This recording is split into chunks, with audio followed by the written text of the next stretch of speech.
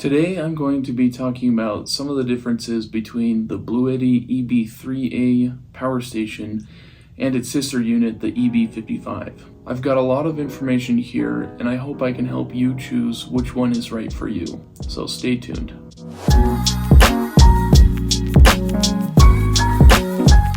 Thanks for stopping by to check out this video. On this channel, Scott Solar Projects, I talk about different power stations, talk about solar charge controllers, batteries, setups, and different projects that I'm working on. So you've come to the right place. This here is the Bluetti EB3A power station, which I've had since last summer. So I've had it for about 6 to 8 months now. Now as for the EB55, I actually don't have that power station with me, but I have had the Bluetti EB70 power station, which is basically just a larger version of the EB55. I ended up trading with it to my dad for his gas generator. So he still has the EB55 and I have his generator. And then I also do have the spec sheet for the EB55 unit. So with that being said, let's get right into the specs of the Bluetti EB55. First off, it has a 537 watt-hour battery, and the battery is lithium iron phosphate, which if you don't know much about batteries, the lithium iron phosphate is top of the line. It offers the longest battery life available. As long as you maintain the battery well, you can cycle the battery multiple times, a few thousand times. In fact, it's rated right here on the spec sheet at over 2,500 cycles to 80% original capacity. And just real quick, if you don't know what a cycle is, one cycle happens when you discharge a battery from 100% all the way down to 0, and then recharge it back up, and you could do that, 2,500 times. And then at that point is when the battery capacity would lower down to 80%. As far as the outputs go, the EB55 has 4 20 amp AC outlets, and it's capable of powering up to 700 watts of power. As most power stations are these days, it's a pure sine wave inverter, and it has a surge power up to 1400 watts. It has a USB-C port that can handle up to 100 watts max, and it has 4 of the regular USB type A ports that have a max of 3 amps at 5 volts.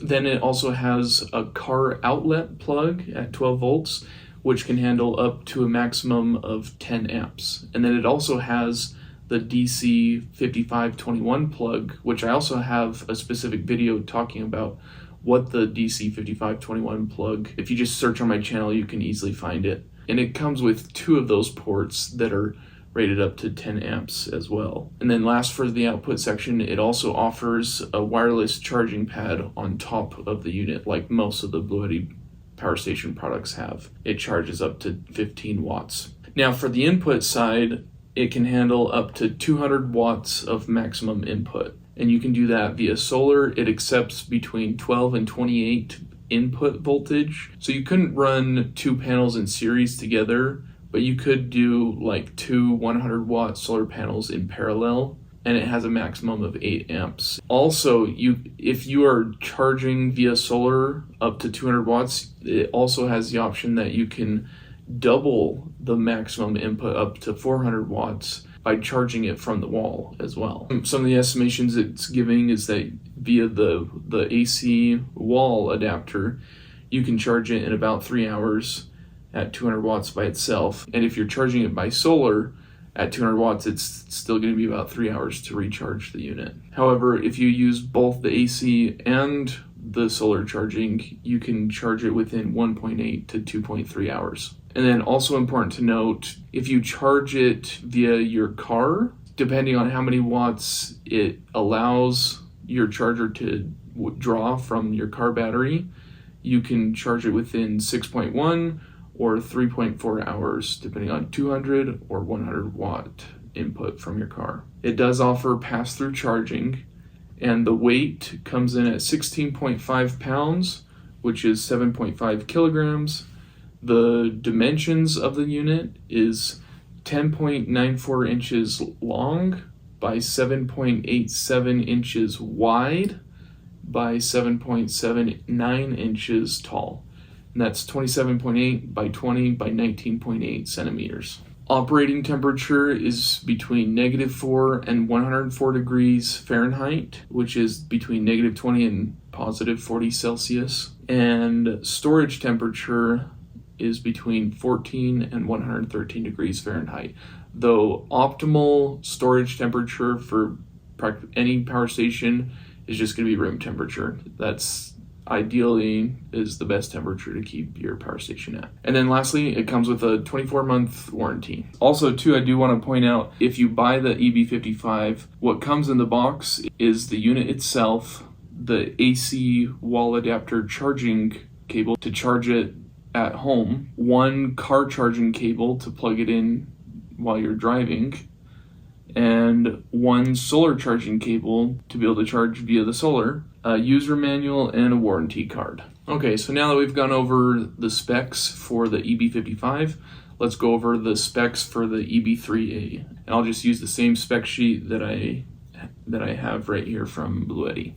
So, for the battery capacity, it's 268.8 watt hours, and it also offers a lithium iron phosphate battery. So, same type of battery as the EB55. It is also rated at the 2500 cycles down to 80% battery capacity. As far as outlets go, on this one we have 2 AC outlets that are rated up to 600 watts total, or 5 amp max.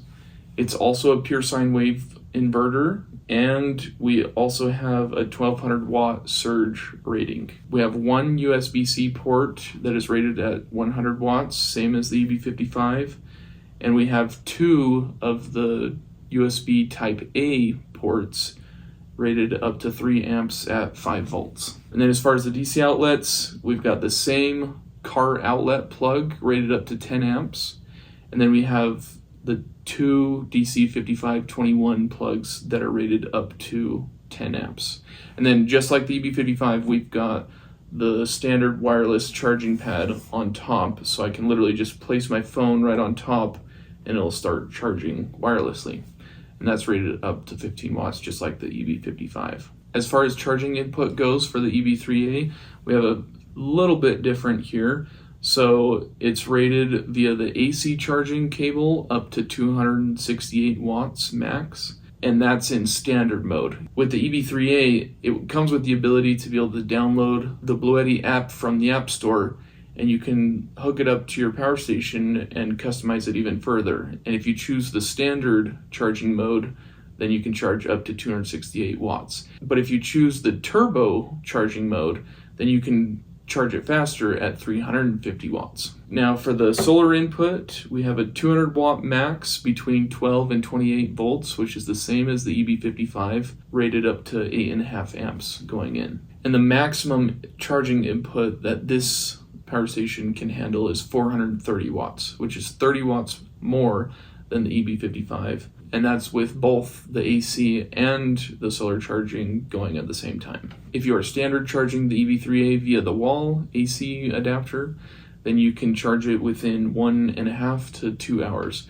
But if you have it in turbo mode, you can cut that down to 1.3 or 1.8 hours. Similar story with the solar charging, around 1.8 to 2 hours of charging time via the solar. And if you use both the AC and solar charging, you can charge it as fast as 1.2 hours. This unit also does offer pass-through charging.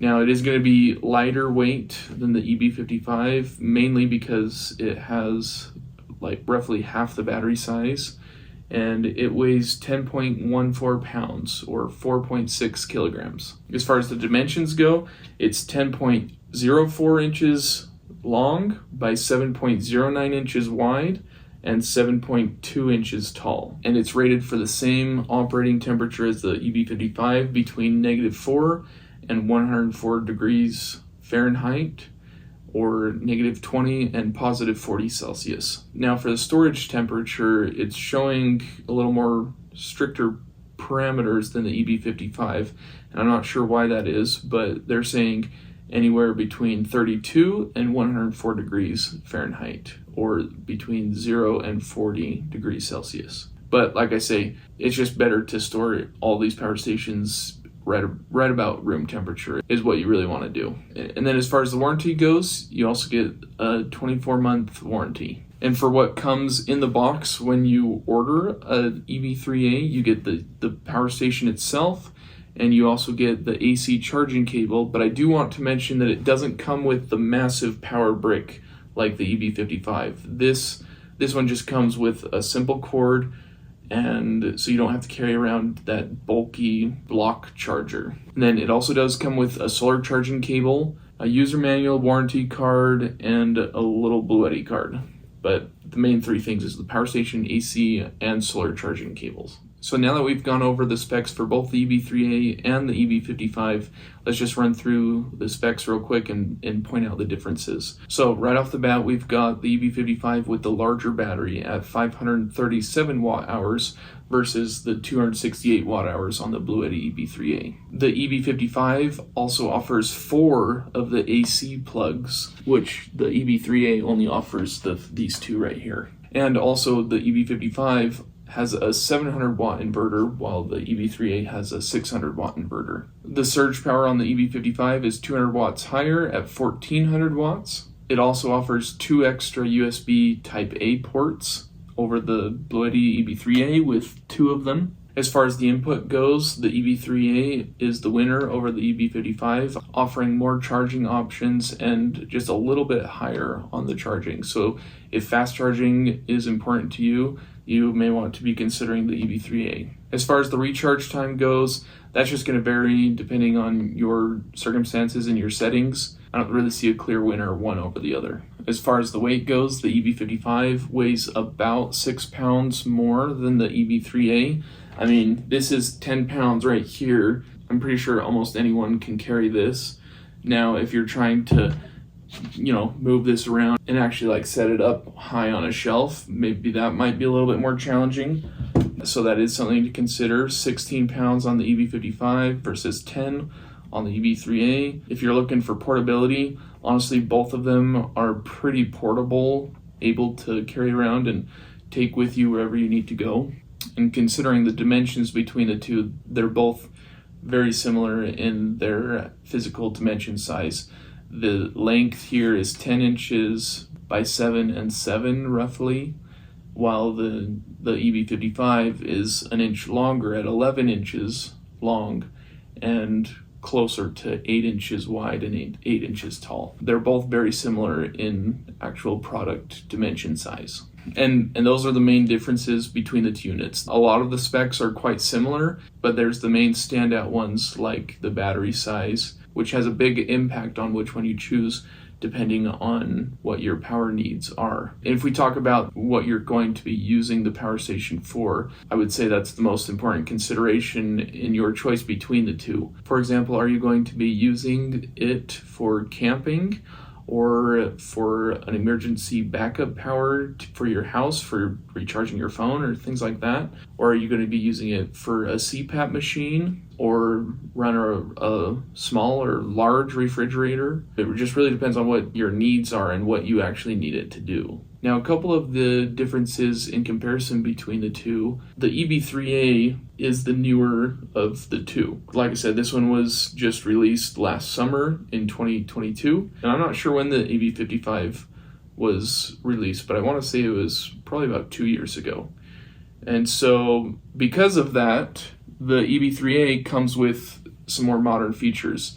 For example, the display screen on the EB3A is going to be a little more intuitive and offer more helpful information on the screen. Like we can see here, it will show us the input and the output wattage going in or out of the unit. And then it's also going to give us an exact battery percentage of how much battery life is left and also give us an estimated runtime. I definitely do like that about the EB3A. And then I really like the ability to be able to pair the EB3A with my phone, the app on my phone. And I also like that you don't have to pair it with your phone too. So you can fully use the power station without pairing it with your phone, but having the app gives you a few more options and customizations that you can do with the EB3A that does make it nicer. And you can also monitor it remotely via your phone if you're close by with Bluetooth. So I definitely do like that about the EB3A, while the EB55 does not offer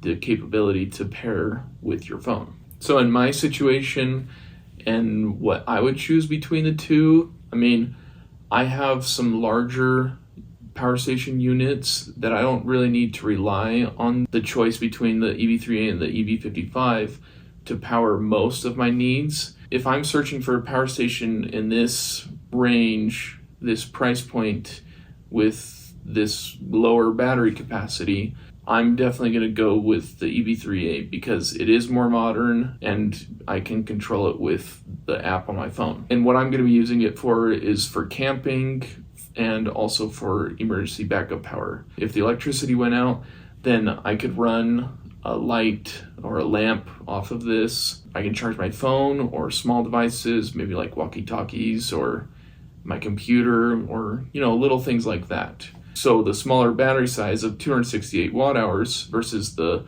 537 on the EB55, that's going to be plenty for my needs. And then when I take it camping, I might use it to power my DC refrigerator that pulls about 40 watts when it's running. Or similarly, I'm going to be using it to run lights or charging my phone or cameras and that sort of thing. It's also very convenient when you're camping and you forget or didn't bring your charging cable, I can still charge my phone right off the top of it. And that's something that both the EB55 and the EB3A offer, which is nice. And then some other scenarios that could happen, I know, like if you are going to use it for a CPAP machine and you go camping with it, you're definitely going to want to choose the EB55, which offers the longer battery life, because a CPAP machine running through the night, depending on how much power it draws, you're definitely going to need the extra battery power to be able to get through the entire night. Or if you're always on the go and just need something that can charge a small device or like charge some batteries, like you can charge Milwaukee batteries off of this. And so if you wanted to just charge like Milwaukee batteries, then I would probably also choose the EB55 because you're going to want that extra battery power. So at the end of the day, I guess if battery power is your main priority, go with the EB55.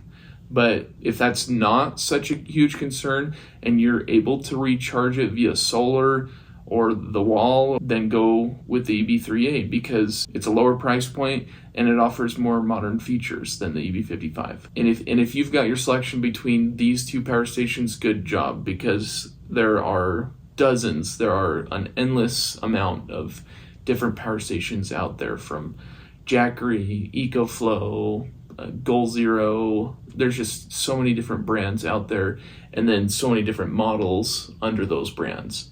I will say a little plug for Bluetti. I personally really like Bluetti. I've been using their power stations for the past couple of years. They've always been able to offer what I've been looking for in a power station for the most part. I love the fact that they always offer lithium iron phosphate battery types in their power stations, because then you're getting the most bang for your buck. And the wireless charger on top and the rated outputs and battery sizes have been great, and offering them all at a pretty good affordable price point is what I love from Bluetti. So with all that being said, I truly hope this video has been helpful. Thank you for watching.